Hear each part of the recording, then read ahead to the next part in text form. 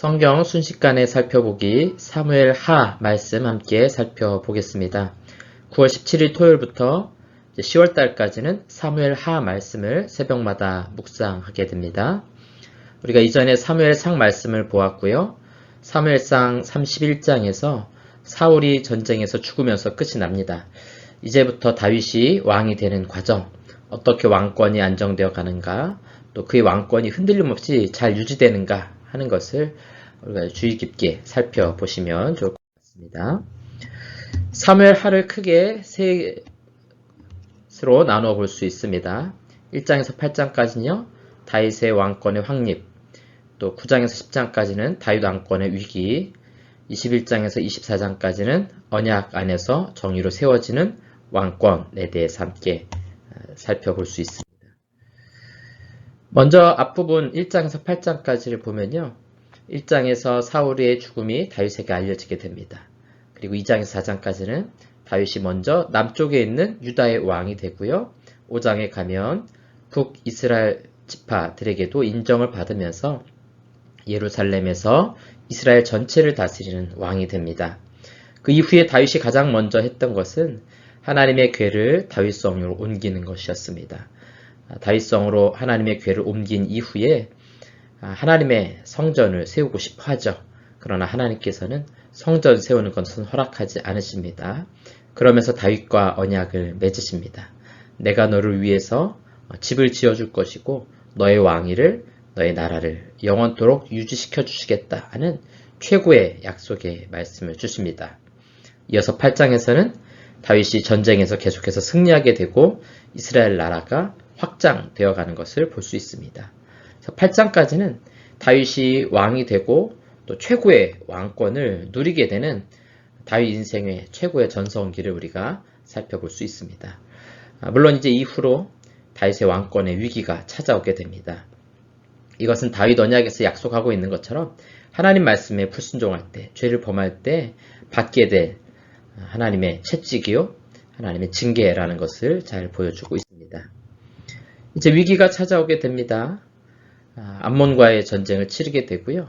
이제 본격적으로 그의 인생의 가장 어두웠던 시기인 11장에서 12장에서는 밧세바 간음 사건이 등장하게 됩니다. 자기의 충신이었던 우리아의 아내 밧세바와 간음하게 되고 그 사이에서 아기가 생기게 되고 이 일로 인해서 우리아를 죽음으로 내몰게 됩니다.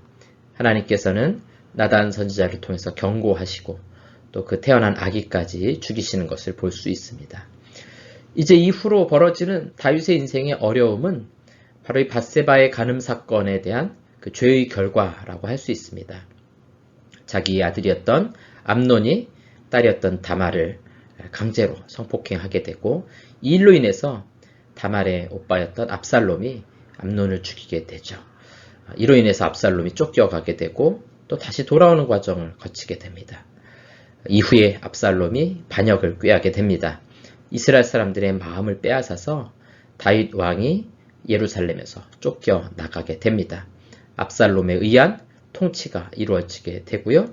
이 통치가 마무리되고 다윗이 돌아올 때쯤에 또 한 번 세바라는 사람이 반란을 꾀하게 됩니다.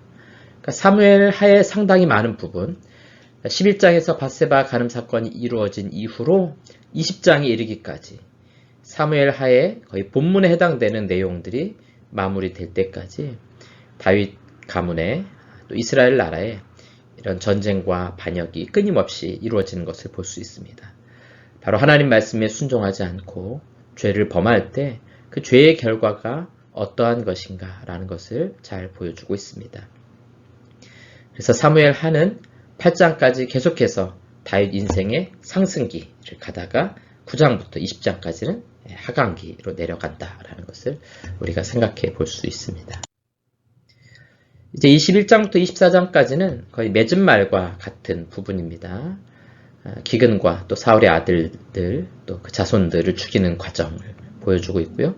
블레셋과의 전쟁, 또 찬송시, 마지막 말, 그다음에 다윗과 함께한 용사들을 다루고요.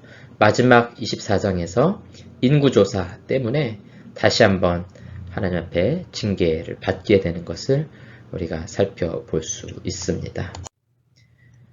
사무엘 하와 다윗 언약 전체를 좀 요약을 해보면요. 다윗 언약은 다윗을 위해 하나님께서 그의 나라와 왕위가 영원할 것이라는 약속과 복을 주십니다. 동시에 경고도 주십니다. 죄를 범하면 사람의 매와 인생의 채찍으로 징계하리라 하는 말씀을 주시죠. 사무엘 하가 이 다윗 언약을 중심으로 이 내용을 잘 보여주고 있습니다. 하나님을 잘 믿고 의지할 때 하나님께서 다윗의 왕권을 견고하게 세워 가시는 것을 볼 수 있고요.